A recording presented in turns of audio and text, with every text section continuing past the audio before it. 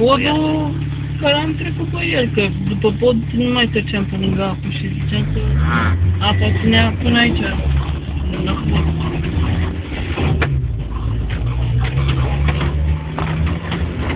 Nu știu, aici pădurea mai miroase așa, verdeață, nu știu, miroase altele, mai curat. Da.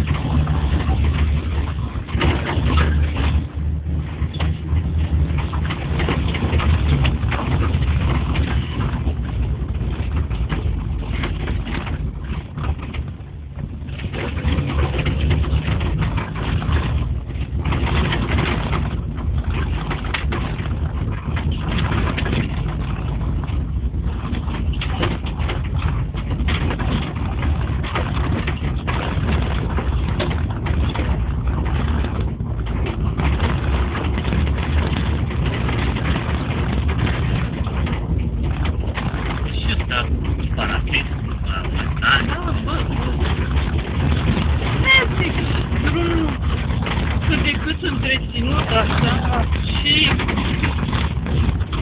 tunelul ăla acolo, nu erau degeaba făcute.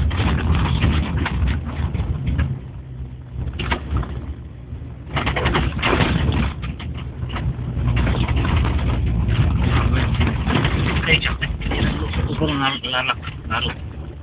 În condițiile unui invazie din partea cea ei. Că ești cu mașina sau cu picior? Nu, că puteți să lăsăm mașina aici să se dorm pe piciorul și nu mai este.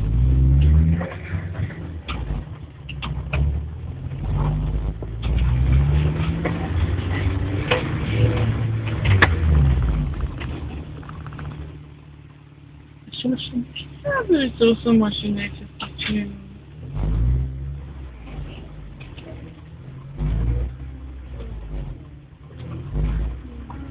E loc așa.